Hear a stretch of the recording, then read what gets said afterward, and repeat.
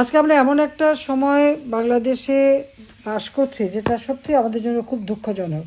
মেয়েরা অনেকেই স্লোগান দিয়েছে আমাকে বিদায় দেওয়ার জন্য। আমার বিদায়ের পরে আজকে বাংলাদেশে কী অবস্থাটা আপনারা দেখেন। আজকে মেয়েদের সম্মান নাই। মাইকিং করে বলা হয় মেয়েরা বাজারে যেতে পারবে না। মেয়েরা কীভাবে কাপড় চোপড় পরবে সেটাও যেন একটা নির্দেশনা দিয়ে দেওয়া হয় এবং মেয়েদেরকে ঘর থেকে যেন বের হতে না পারি। আর অনবরত এখন তো ধর্ষণ জন্য একটা মহা উৎসবে পরিণত হয়েছে। যখন আওয়ামী লীগ ক্ষমতায় ছিল এরকম ইপটিজিং বা ধর্ষণ যেটা যখন হলো তখন সঙ্গে সঙ্গে আমি আইন করে দিয়েছিলাম।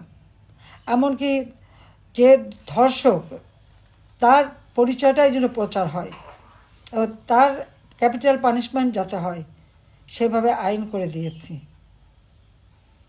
কিন্তু এই 2024 সালের আগস্ট মাসের 5ই আগস্টের পর থেকে আজকে কি অবস্থা বাংলাদেশে?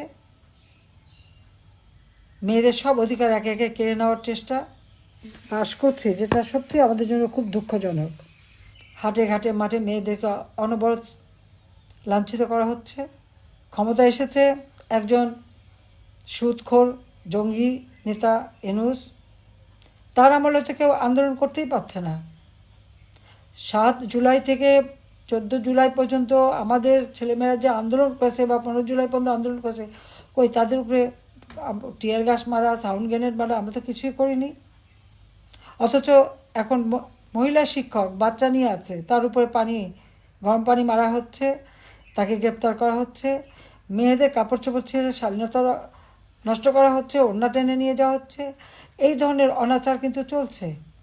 মাদ্রাসার শিক্ষকরা আন্দোলন করেছে, তাদের উপরে হামলা, 2 জন মারা গেছে, সেটা লাশ গুম করে ফেলা হয়েছে।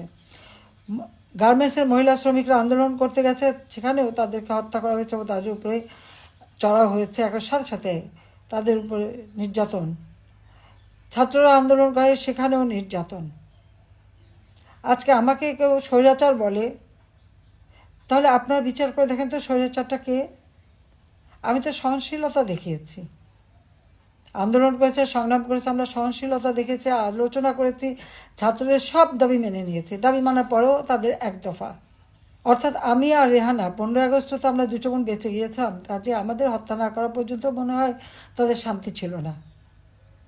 কিন্তু রাখে আল্লাহ মারে কে, এটাই তো আমার জীবনে বাস্তবতা। গ্রেনেড হামলা, গুলি, বোমা, অনেক কিছুই তো বাংলাদেশের মাটিতে ফিরে আসার পর থেকে, সে 81 সালে আসার পর থেকেই তো আমাকে এর মুখোমুখি হতে হয়েছে। জানি না, আল্লাহ রাব্বুল আলামিন বারবার বাঁচিয়ে দিয়েছেন, তথা বাংলাদেশের মানুষের জন্য কিছু ভালো কাজ করার জন্যই তিনি এবারেও আমাদেরকে রক্ষা করলেন। কিন্তু আমি যেখানেই থাকি, যত দূরেই থাকি, আমার মনটা বাংলাদেশেই আছে। আর আমাদের নারী সমাজ আজকে যেভাবে নির্যাতিত নিগৃহীত হচ্ছে, আমি তার নিন্দা জানাই। এবং এই ডক্টর ইউনূস এ তো রাষ্ট্র চালাতে সম্পূর্ণ ব্যর্থ, রাষ্ট্র পরিচালনা ব্যর্থ। তিনি নারীর ক্ষমতায়নের কথা খুবই বলেন, দারিদ্র বিমোচনের কথা বলেন, কিন্তু কতটুকু দারিদ্র বিমোচন করতে পেরেছে? আজকে বাংলাদেশে যে দারিদ্র বিমোচন হয়েছে, সেই 41 ভাগ থেকে 18 ভাগে নামিয়ে আনা, সেটা কে এনেছে? আওয়ামী লীগ সরকার ক্ষমতা আসার পর এই দারিদ্র বিমোচন হয়েছে। হত দরিদ্রের সংখ্যা ছিল 25.1 ভাগ, আমরা তা 5.6 ভাগে নামিয়ে নিয়েছিলাম। এবং আমার লক্ষ্য ছিল যে বাংলাদেশের একটি মানুষও ভূমিহীন গৃহহীন থাকবে না। আমি যে আশ্রয়ণ প্রকল্পে ঘর বাড়ি তৈরি করে দিচ্ছি, সে 96 সাল থেকেই পর্যন্ত যাদের দিচ্ছি, সব জায়গায় আপনারা দেখবেন নারী পুরুষের ওই ঘরে 2 কাঠা করে জমি এবং ঘর, সেখানে কিন্তু নারী পুরুষের সমান অধিকার দিয়ে দিয়েছি। এবং যদি কোনো সময় বৈবাহিক জীবনে কোনো সমস্যা দেখা দেয়, তাহলে ওই বাড়ির মালিক কিন্তু ওই নারীরাই হবে, আমি সেটাও নিশ্চিত করে দিয়েছি। অর্থাৎ আমার দেশের নারীরা তারা নিরাপদে থাকুক, তারা নিজেদের জীবন জীবিকা যথাযথভাবে করতে পারুক, সবসময় সেই চেষ্টায় আমি করে গেছি, সেই পদক্ষেপই আমি নিয়েছি। এবং যা বলতে গেলে আমার মায়ের কাছ থেকে শেখা। একটা সমাজের দুটি অঙ্গ, নারী পুরুষ, সমানভাবে যদি এগিয়ে না যায়, তাহলে সে দেশ কখনো উন্নত হতে পারে না। আমরা আমরা দুপায়ে চলি, আমার এক পা যদি খোঁড়া থাকে তা তো আমাকে খুঁড়িয়ে খুঁড়িয়ে চলতে হবে। আর সমাজেও সেই অবস্থাটা। কাজে সেদিকে লক্ষ্য রেখে শিক্ষা দীক্ষা কর্মক্ষেত্রে সব জায়গায় যেন আমাদের নারীদের সমানভাবে তারা এগিয়ে যেতে পারে, তাদের সেই স্বাধীনতা যেন থাকে, সে ব্যবস্থাটাই আমরা করেছি। কমিউনিটি ক্লিনিকে সেখানে কিন্তু সবথেকে বেশি মেয়েরা চাকরি পায়। এখন দেখলাম তাদের বেতন ভাতা সব বন্ধ করে দিয়েছে। কেন বন্ধ করবে?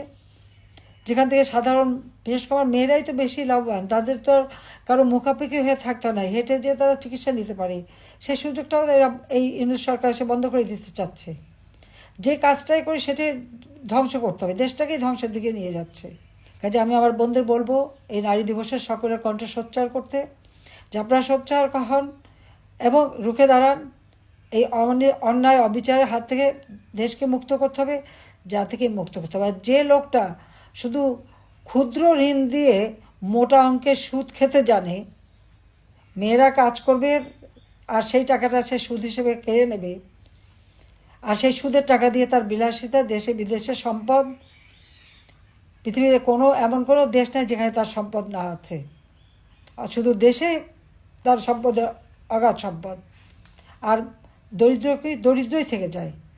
আর এদের কাজটা কি? এরা দারিদ্র্যকে লালন পালন করে, কারণ দারিদ্র্য না থাকলে তাদের ক্ষুদ্র ঋণের ব্যবসা চলবে না, মোটা অঙ্কের সুদ খেতে পারবে না। আর আমার প্রচেষ্টা ছিল আমার দেশের মানুষ এবং মা বোনেরা মুখাপেক্ষি হবে না, নিজেরা কাজ করবে, নিজেরা উপার্জন করবে, নিজের জীবন মান উন্নত করবে, এবং সেভাবে কিন্তু দেশটা উন্নত আমরা করেছিলাম। বাংলাদেশ বিশ্বে একটা উন্নয়নের রোল মডেল হিসেবেই কিন্তু প্রতিষ্ঠিত হয়েছিল। আজকে সমস্ত অর্জনগুলি একে একে ধ্বংস করে দিচ্ছে। বাংলাদেশ এখন ধ্বংসের কিনারে। জঙ্গি যত সন্ত্রাসী, তাদেরকে জেলখানা থেকে মুক্ত করা হয়েছে। আর আমাদের আওয়ামী লীগ নেতাকর্মী, সাংবাদিক, সংখ্যালঘু সম্প্রদায়, ডাক্তার, কেউ বাদ যাচ্ছে না, পেশাজীবী, তাদেরকে গ্রেপ্তার করে বন্দি, হত্যা করে, একদিকে হত্যা করছে, একদিকে মামলা দিচ্ছে, একদিকে বন্দি করছে। এমনকি আমাদের নারী সাংবাদিক, তারাও তো রেহাই পাচ্ছে না, তাদেরকেও গ্রেপ্তার করা, তাদের বিরুদ্ধে মামলা। চাকরি ক্ষেত্রে যেখানেই আমাদের সরকারি বা স্বায়ত্তশাসিত প্রত্যেক প্রতিষ্ঠান থেকে, এবং পুলিশ বাহিনী, এমনকি সেনাবাহিনীর অবসরপ্রাপ্ত অফিসার হোক আর যে হোক, প্রত্যেকে চরমভাবে অপমান করা হচ্ছে। তাদের বিরুদ্ধে মামলা দেওয়া হচ্ছে, মিথ্যা মামলা, তাদের কারো পাসপোর্ট বাতিল করা হচ্ছে, নানাভাবে মানুষকে হয়রানি করছে। এভাবে যদি সব ক্ষেত্রে হয়রানি করে, তাহলে একটা রাষ্ট্র পরিচালনা করবে কিভাবে? শুধু নিজেরা বসে বসে ক্ষমতার ভাগরুটি খেলেই চলবে? একজনের তো ইতিমধ্যে আঙুর ফুলে কলা গাছ হয়ে গেছে। কাজে এই অবস্থায় একটা দেশ চলতে পারে না। কাজে আমাদের আজকে বোনেরাও নারী সমাজকেও রুখে দাঁড়াতে হবে এবং সকলকে সাথে এগিয়ে যেতে হবে, যাতে করে এই বাংলাদেশটা, আমরা এই দেশের যে স্বাধীনতা অর্জন করেছি, আমাদের স্বাধীনতা সংগ্রামে নারী পুরুষ নির্বিশেষে সবাই কাঁধে কাঁধ মিলিয়ে কিন্তু রণক্ষেত্র থেকে শুরু করে সব জায়গায় সমানভাবে কাজ করে গেছে। কাজে এই দেশ আমরা লাখো শহীদের রক্তের বিনিময়ে অর্জন করেছি। জাতির পিতা বঙ্গবন্ধু শেখ মুজিব আমাদের স্বাধীনতা দিয়ে গেছেন। কাজে এই স্বাধীনতা এবং বাংলাদেশের অর্থনৈতিক অগ্রযাত্রা বারবার যারা ব্যাহত করছে, সেই সুদখোর জঙ্গি শাসক ইউনূস এর হাত থেকে দেশকে রক্ষা করতে হবে, নারী জাতির সম্ভ্রম রক্ষা করতে হবে, নারী জাতিকে রক্ষা করতে হবে এবং দেশকে এগিয়ে নিয়ে যেতে হবে। সবাই ভালো থাকেন, সুস্থ থাকেন এবং রমজান মোবারকবাদ জানাচ্ছি, আগাম ঈদের শুভেচ্ছা জানাচ্ছি। সবাইকে আমার আন্তরিক ধন্যবাদ। জয় বাংলা, জয় বঙ্গবন্ধু, বাংলাদেশ চিরজীবী হোক।